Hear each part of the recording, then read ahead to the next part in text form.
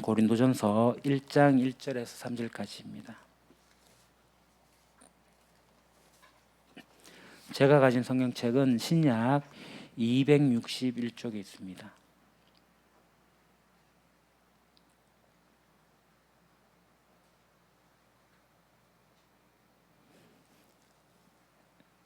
고린도전서 제1장 1절에서 3절.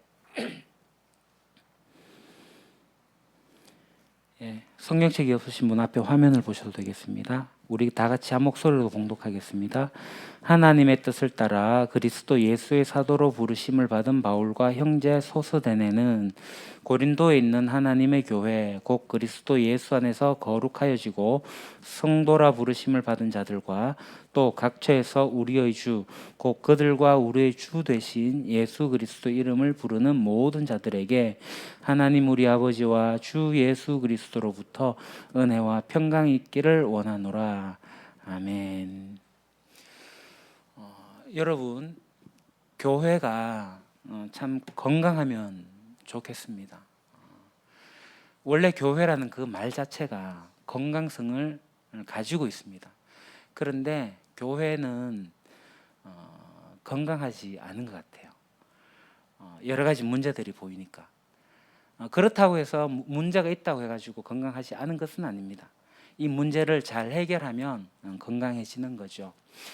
우리가 성경의 교회를, 초대 교회를, 특별히 우리가 안디옥 교회를 모델로 삼아서 교회 공동체를 이루는데, 성경에 보게 되면 수많은 교회들이 나와요. 정말 본받을 만한 모습들도 있고 때로는 영 아니다 싶은 그런 모습들도 있습니다. 우리가 오늘 살펴볼 이 고린도 교회도 여러 가지의 많은 문제들이 있었어요. 그러나 주님이 칭찬하신 교회도 있긴 하죠. 계시록에 보게 되면 7개의 아시아 지역의 교회들이 나오는데 그 중에서 책망받지 않은 교회가 2개가 있습니다. 빌라델비아 교회하고 서머나 교회. 그 교회가 책망받지 않았고요. 다른 교회들은 책망만 받은 교회도 있고 칭찬도 받고 책망도 받고 한 그런 교회들도 있습니다. 고린도 교회도 칭찬받을 만한 모습도 있었지만 또 이렇게 문제들이 있어가지고 사도 바울이 솔루션을 해주는 그런 내용이 바로 이 고린도 전서 내용입니다. 자, 우리 지도를 보시죠. 지금 바울이 3차 여행 중에 에베소까지 왔어요. 에베소에서 사역을 하고 있으면서 고린도 교인들이 와서 문제를 이야기했고 그래서 편지를 썼는데 그게 이제 고린도 전서입니다. 바울이 우리가 읽었던 이 본문대로 이렇게 인사를 하고 나서 제일 먼저 머리에 떠오른 것부터 이야기를 하거든요. 그게 뭐냐면은 바로 분쟁 문제예요. 이 고린도에 분쟁이 있었는데 그게 뭐냐면 교인들이 4분 5일도 있는 거예요. 나는 바울을 따른다. 나는 아볼로를 따른다. 나는 게바 베드로를 따른다. 나는 예수를 따른다. 그리스도파. 이렇게 이제 분쟁이 있으니까 이 분쟁을 서두로 열기 시작했어요. 그러니까 이 분쟁 문제를 바울이 답변해 줘야 되지 않겠습니까? 그게 쭉 설명을 하는데 그게 4장까지 이어집니다. 그러니까 바울 편이다, 아볼로 편이다, 게바, 베드로 편이다, 그리스도 편이다, 이런 분쟁 이슈를 가지고 있는데 이거를 쭉 4장까지 끌고 가거든요. 그래서 여러분들이 고린도전서를 읽을 때 4장까지는 이 분쟁 문제를 바울이 어떻게 이야기하고 있는가, 그걸 발견하시면 이 고린도전서가 쉽게 읽어질 수가 있을 겁니다. 그러니까 우리가 성경을 읽게 될 때 특별히 서신서는 그 현장 상황을 배경에 깔고 읽으면 성경 읽기가 매우 쉬워지고 재밌어집니다. 전체 분위기가 이렇구나. 그런 상황에서 바울이 어떤 메시지를 주고 있고 어떤 주옥 같은 해석들을 하고 있는지 한 절 한 절 심오하게 깨달아질 겁니다. 앞서 우리가 봤던 데살로니가 전후서도 마찬가지고요. 고린도 전서도 마찬가지입니다. 자, 그러면 간단하게 오늘은 고린도 전서를 좀 살펴보려고 합니다. 1장 1절에서 9절은 소스데네와 함께 고린도 교회에게 문안을 합니다. 그리고 이어서 이제 바울 편, 아볼로 편, 게바 편, 그리스도 편까지 나눠졌다면서요? 라고 하면서 이렇게 글을 씁니다. 당신들 누구한테 세례 받았나? 누구한테 은혜 받고 예수 믿었나? 하는 그것이 분쟁의 원인이 된 것 같은데 나는, 그러니까 바울은 그냥 그리스보, 가이오, 스데바나 가족 그 정도로 세례를 주었는데 왜 이렇게 파벌이 생겼는지 정말 안타깝습니다 라고 그런 이야기를 해요. 그러면서 이제 1장 18절부터는 세례가 관건이 아닌데 복음이 관건인데 돌이켜 보니까 이 복음을 고린도에 내가 전하기 시작할 때 사실 내가 좀 힘든 상황이었어요 라고 이야기를 합니다. 왜냐하면 바울이 아테네를 떠나가지고 고린도에 왔잖아요. 그러니까 아테네가 철학의 도시였어요. 그러니까 사람들의 지혜로 진리를 찾느라 활발하게 학문 활동이 일어나고 있는 그런 지역인데 거기로부터 바울이 왔거든요. 그러니까 그런 마음이 드는 거예요. 더 확신하게 된 거죠. 아, 십자가가 정말 어리석은 것 같아 보여도 십자가야말로 하나님의 지혜라는 사실을 알게 되었습니다. 제가 고린도 교회 여러분을 만났을 때 이 십자가를 깨닫기 위해서 나는 철학의 지혜로 말하지 않기로 작정했습니다. 사실 처음에는 두렵기도 했고 떨렸고요. 아무래도 저는 좀 고민을 했습니다. 나도 철학적으로 때로는 언변으로 논리적으로 한번 해볼까 이렇게 말이죠. 그렇지만 작정을 했습니다. 나는 결단코 철학의 도시 아테네 사람들처럼 인간의 지혜로는 하지 않겠다고 말이죠. 오직 성령의 나타남으로 해야겠다고 생각했습니다. 성령으로만 깨달을 수 있는 것이 복음이요 진정한 하나님의 지혜란 말입니다. 이렇게 바울이 이야기하고 있어요. 자, 그렇게 2장까지 이야기하고 3장에 와서는 그러니 고린도 형제자매 여러분, 성령으로 복음을 깨달았으면 그렇게 살아야 되는데 어떻게 분쟁이 있냐는 말입니다. 나는 바울 편이다, 나는 아볼로 편이다, 그렇게 하니까 문제입니다. 나는 심었다면 아볼로는 물을 준 사람입니다. 서로 네 편 내 편 하니까 너무너무 안타깝습니다.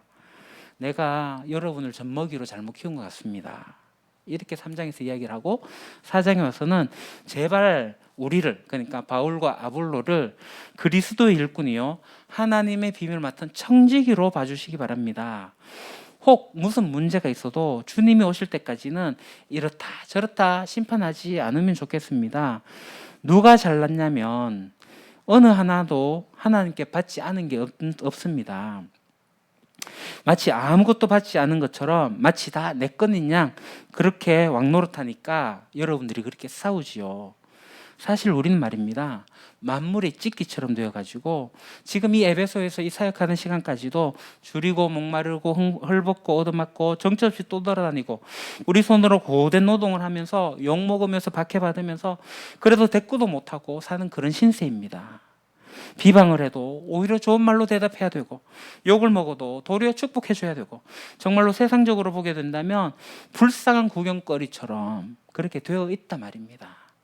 우리는 약하고 당신들은 왕 같고 그렇습니다. 당신들 정말 강합니다. 바울이 이렇게 이야기하는 거예요. 그 다음 4장 16절.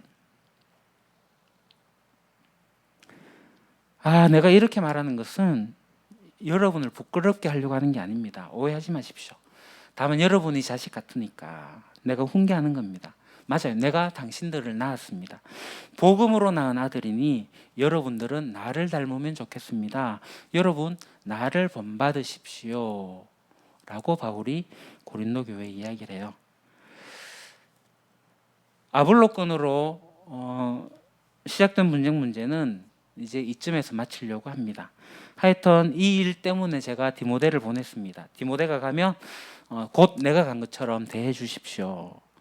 혹 여러분 중에 바울은 아마 못 올 거야. 그러니까 디모데나 보내고 말지. 이럴 것 같은 분도 계실 건데 아닙니다. 저 정말 갈 겁니다. 가서 자초지종 제가 알아볼 겁니다. 내가 여러분에게 갈 때 채찍을 들고 가는 것보다 온유한 마음으로 가도록 기도해 주십시오. 이렇게 4장까지 바울이 고린도 교회에 이야기를 해요. 자, 그 다음에 이제 5장, 6장. 이제 아버지의 여자를 데리고 사는 성도를 교회가 허용할 때 교회 성결에 금이 간다. 그 이야기를 합니다. 이게 극악한 음행 문제거든요. 교회에 자정 능력이 있어야 됩니다. 그러니까 교회 자체가 판단하고 제거해야 됩니다. 악은 어떠한 모양이라도 없애야 됩니다. 그런 이야기를 지금 하고 있어요. 사실 오늘날도 우리 그리스도인 성도들의 삶을 일일이 다 뒤지지 않아서 그렇지 정말 별 일이 다 많을 겁니다. 사실 바울의 말대로 하면 오늘날의 교회는 성윤리를 벗어난 성도들을 치리해야 마땅합니다. 특히 목회자가 그 문제를 안고 있게 될 때에 엄중하게 해야 됩니다. 악한 사람들은 교회에서 내쫓으라고 바울이 이야기하고 있습니다. 그 왠지 성경과는 거리가 먼 듯한 모습이 오늘 한국교회 모습인 것 같아요. 그러면서 6장 초두에 이제 소송 문제까지 이야기를 하거든요. 교인들끼리 생긴 문제, 그 법정까지 갖고 가지 마라 그렇게 권고합니다. 그러면서 교회 안에 어른이 있으면 그 어른이 잘 해줄 텐데 원로를 그리워하고 있죠. 오늘날의 교회는 목사와 성도들이 싸우기도 하고요, 성도들끼리도 싸우기도 하고요. 그게 이제 교회법으로 해결이 안 되다 보니까 세상 법정에 나가고 고소하고 합니다. 참 우울한 형편입니다. 그러니까 이 고린도전서를 보면 참 초대교회 모습이 정말 부럽다. 오늘 한국교회 모습이 참 부끄럽다. 그런 생각이 듭니다. 자, 7장에 가서는 이제 적어보낸 문제. 그러니까 고린도의 성도들이 와가지고 문제를 다 적어왔거든요. 거기라고 명시하고 있습니다. 그러면서 남자는 여자를 가까이 하지 않는 것이 좋다. 자, 당시 시대를 한번 생각해 보십시오. 고린도는 음란한 우상의 도시입니다. 또 영지주의 영향을 갖고 있었던, 그래서 금욕주의 아니면 쾌락주의의 세계관을 가지고 있었던 도시입니다. 만약에 금욕주의라면 그들을 가까이 하지 않는 게 좋다라고 주장했을 거고, 쾌락주의였다면 가까이 하는 것을 즐겨 했을 겁니다. 그러나 바울은 혼인을 금하거나 방종, 자유롭게 성생활하는 것들을 허락하지 않습니다. 타락하고 음란한 고린도의 가정 문화 속에서 거룩한 그리스도인으로 어떻게 살아야 할 것인지를 제시합니다. 특히 오늘날 한국 사회나 또 이제 소위 이제 현실을 보게 되면은 성 문제가 너무나도 많이 너무나도 보편화되는 것처럼 이렇게 나오고 있는데요. 성은 거룩한 겁니다. 성은 하나님께서 주신 아름다운 겁니다. 그러니까 하나님의 그 법 안에서 정말 아름답게 만드는 것이 성인데, 이것이 그 울타리를 넘어서 가지고 자유하고 방종하게 될 때 생기는 여러 가지 문제들이 있습니다. 이런 세상 속에서 그리스도인들이 성을 어떻게 바라봐야 될 것인지, 어떻게 거룩하게 성생활을 해야 할 것인지 우리가 이 본문을 통해서 잘 읽으시면 좋겠어요. 자, 8장에는 우상에 바친 제물을 먹는 문제에 대한 내용이 나옵니다. 당시 신전 우상에 바쳐졌다가 시장에 나온 고기를 먹어도 되는지에 대한 질문을 갖고 왔어요. 당시에 고린도에는 우상을 섬기는 신전이 최소 12개 있었다고 합니다. 매일매일 거기에서 고기가 바쳐졌고요. 그 바쳐졌던 고기들이 시장으로 흘러나오기 때문에 사람들은 그것을 사 먹었습니다. 그거를 먹어도 되느냐? 우상에 바쳐진 건데 먹지 말아야 되느냐? 여기에 대해서 바울이 간단하게 얘기합니다. 첫째, 시장에 파는 고기는 종교적 의미는 더 이상 없다. 경제적 가치만 있다. 그런 바른 지식을 가진 자의 판단이 맞다. 먹어도 괜찮아. 만물은 하나님이 주신 선한 것이니까 감사함으로 먹으면 된다. 라고 이야기를 해요. 둘째, 그러나 그런 고기를 신전에서 먹게 되는 상황이라면 먹지 마라. 그 장소가 종교적 장소니 종교적 의미가 부여되기 때문에 거기에서는 먹지 마라. 그리고 세 번째, 신전도 아니고 시장에서 사다가 집에서 음식을 먹는데 저거 우상에 바쳐진 재물을 교인이 먹어? 라고 생각한 사람이 있다면 그 사람의 약한 양심 때문에 먹지 마라. 나는 지식이 있어도 그 사람이 연약하니 먹지 마라. 내가 먹는 거 괜찮으나 그 사람을 위해서 하지 마라. 이 고기 먹는 일 가운데 그 바울이 진짜 위대한 원리 하나를 추출해냅니다. 그게 뭐냐면 타인을 위한 절제입니다. 나에게 모든 것이 가나 누구 타인을 봐서 내가 절제해야 되는 거예요. 고기 먹어도 되지만 저 타인이, 특히 신앙이 초보 신앙이니 그것에 대해서 시험 들고 이상하게 생각하게 될 때는 내가 해야 됩니다. 쉽게 얘기해서 저 술에 대한 설교도 하긴 했지만 술 하나님이 주신 건강한 음식이에요. 성경은 과하게 취하지 말게 먹으라고, 풍요롭게 하라고 술을 허락하셨어요. 저는 술 마십니다. 그러나 목사가 술 마셔라는 것 때문에 안 마십니다. 이해되십니까? 타인을 위해서 절제하는 거예요. 타인을 위해서. 이 문제를 우리가 깊이 생각해야 됩니다. 이거는 성숙해야지만 가능한 일이에요. 괜찮습니다. 그러나 우리가 세상에 나가지고 누군가가 그 일로 인해서 시험 들게 될 때 조심하셔야 된다는 거예요. 자, 그 다음 이제 11장에 넘어와서 공예배에 대한 내용입니다. 고린도 교회가 복음 받아들이고 바울로 인해 가지고 주일 예배를 매주 드렸을 거예요.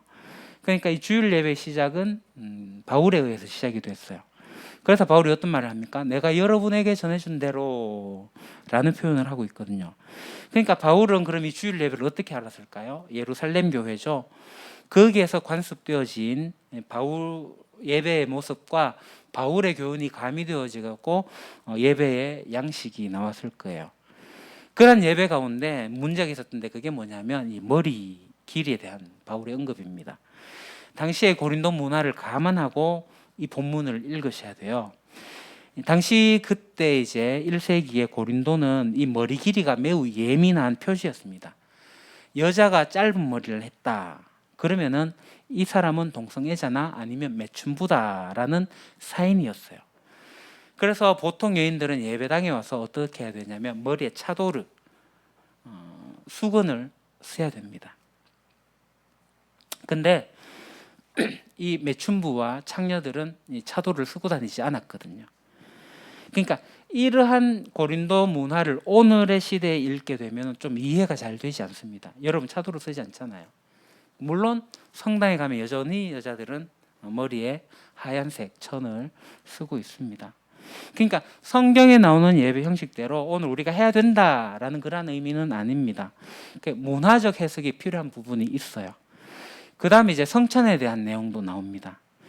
우리 주님 예수님께서 마지막 목요일 밤 제자들과 잡수신 이 성찬의 영적 의미가 이 고린도 땅에서도 이루어지고 있었어요. 그래서 참 반갑긴 합니다. 그래서 바울이 또 얘기하죠. 내가 여러분에게 전해준 대로. 이것은 바로 내가 우리 주님 예수님에게 받은 거다. 그래서 이 본문 읽게 될 때 고린도 교회가 가지고 있는 성찬의 폐해들이 있어요.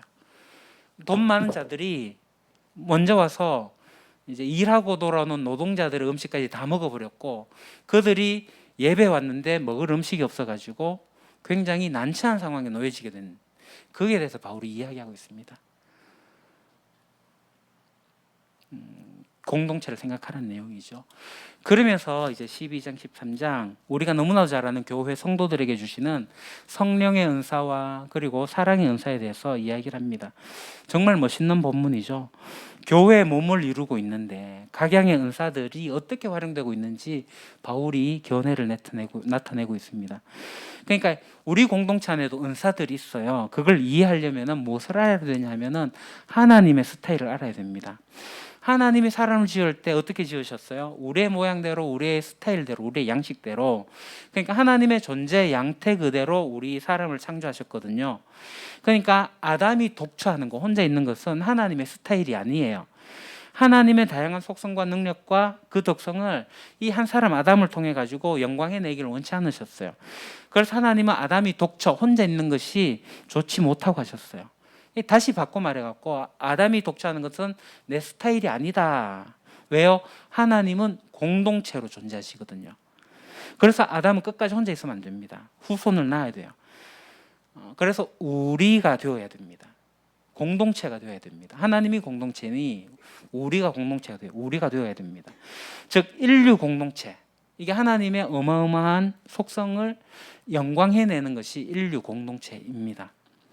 단도가가 아니라 사회아로서 공동체로서 하나님의 스타일을 리플렉트, 반사시키는 하나님의 모습을 그대로 반영해내는 이게 글로리 영광입니다. 하나님이 그것을 영광해내기를 원하셨어요. 그런데 인류 공동체가 실패했죠. 하나님의 왕권을 인정하지 않았기 때문입니다. 그래도 이 실패한 인류 공동체, 이 타락한 인류 공동체 안에도 단도가가 아닌 사회아의 원리가 있다는 것은 참 신기합니다.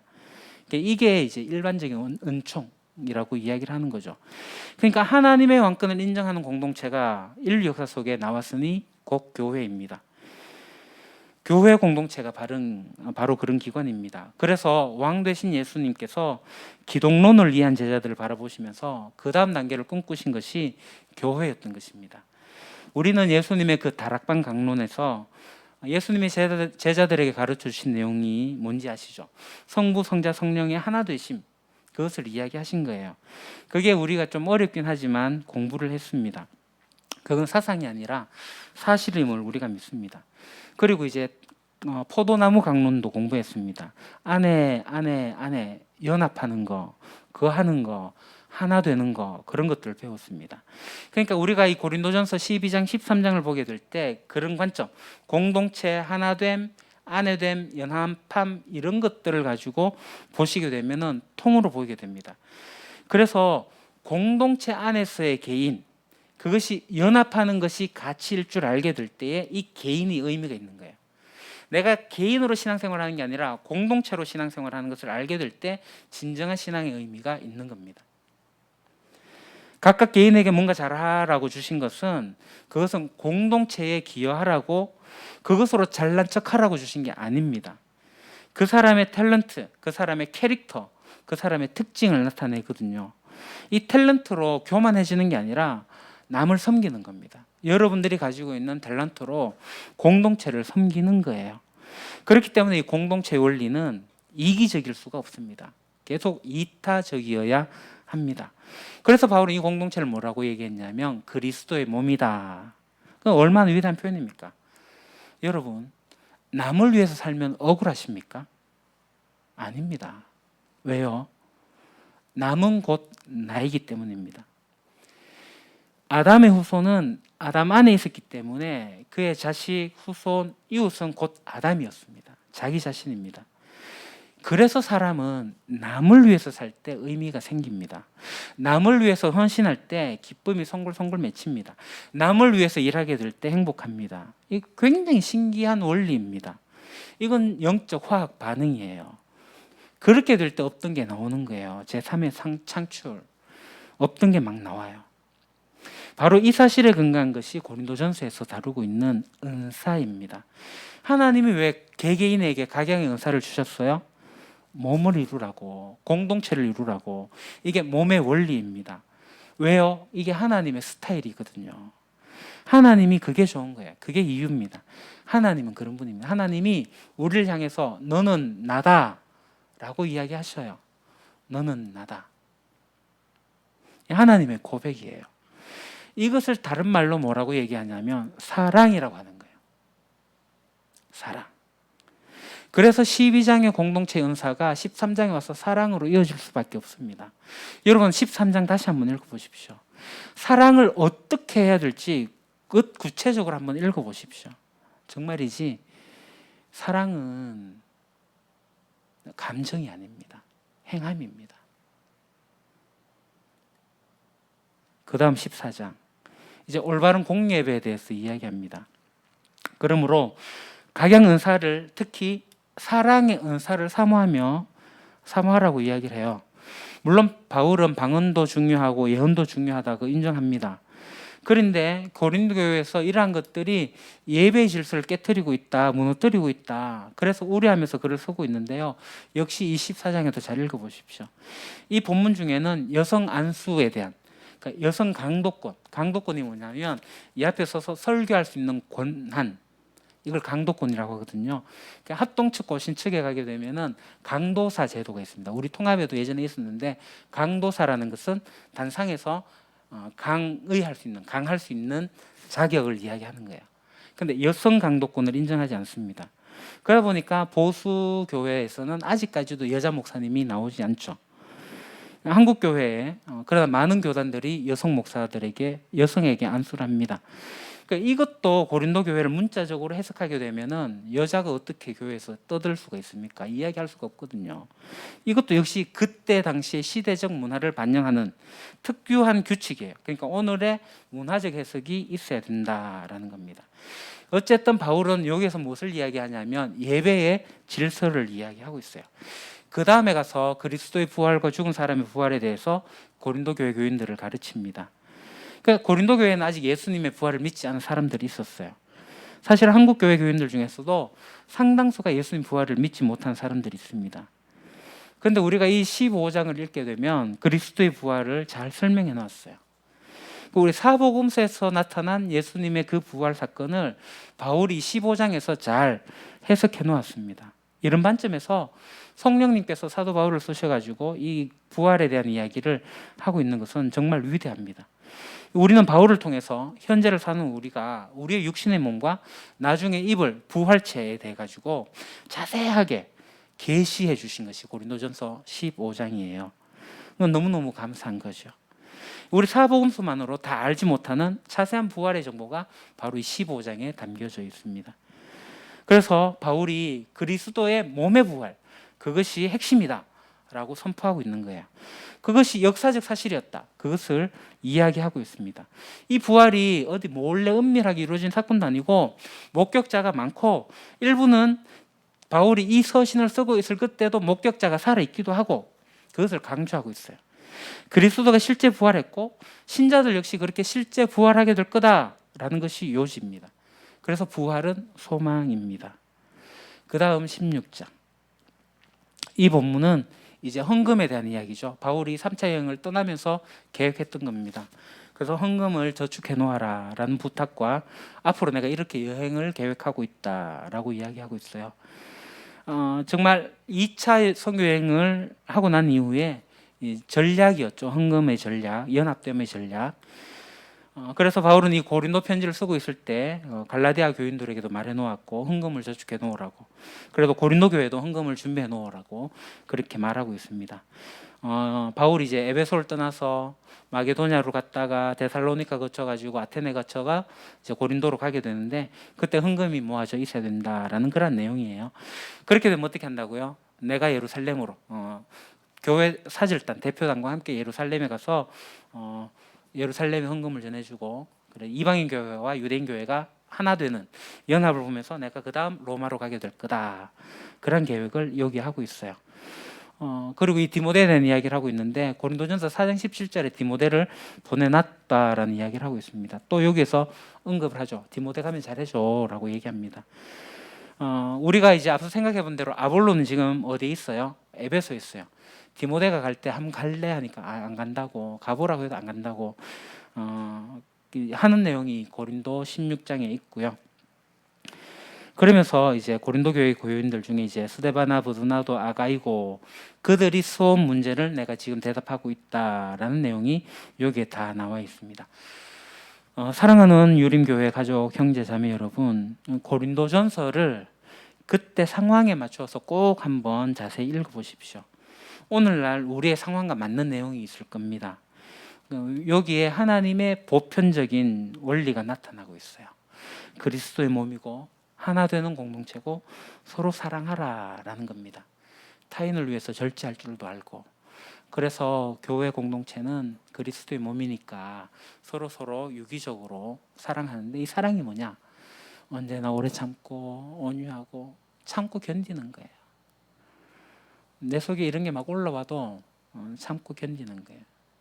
사랑이에요, 사랑. 왜요? 너는 나니까. 너는 나니까. 이게 부부 사이에만 할 수 있는 이야기가 아니에요. 교회 공동체 안에서도 너는 나니까. 내가 너고 너가 나고. 이게 개그맨의 유행어이긴 하지만 결국은 나아가서 찾는 이들에게도 너가 나고 나가 너다 라고 해야 하나님의 공동체로 들어올 수가 있게 되는 거죠. 왜냐하면 하나님이 너는 나다 라고 이야기하시기 때문에 그래요. 마지막 날 하나님이 완성하실 그 날에 정말 우리는 하나님과 연합하게 될 겁니다. 우리의 육신은 없어지고 새로운 부활체를 입고 새로운 장막으로 하나님을 만나서 연합하게 될 거예요. 첫 에덴 동산 아담과 하나님이 교통했던 그때와 똑같은 하나님 나라가 곧 올 것입니다. 주님의 나라가 이 땅에 오기까지 하나님의 보편적 진리를 우리 공동체 안에서 살아내기를 소망합니다. 사랑합니다. 기도합시다. 하나님, 여러 가지 문제들이 있긴 하지만 주님의 몸된 교회 공동체가 올바른 질서를 갖고 선한 영향력을 행사하며 서로 한 몸을 이루어서 사랑하기를 원합니다. 고린도 교회의 문제들이 바울을 통해서 해결함을 받듯이 오늘 우리 안에 있는 문제들도 하나님의 말씀으로 이 보편적 성경적 원리로 사랑함으로 해결받기를 원합니다. 그래서 하나님께서 우리 유림교회를 너는 나다 라고 이야기하시는 것을 우리가 서로가 서로에게 너는 나다 라고 이야기할 수 있는 사랑의 공동체가 되기를 간절히 소망합니다. 예수님의 이름으로 기도합니다. 아멘.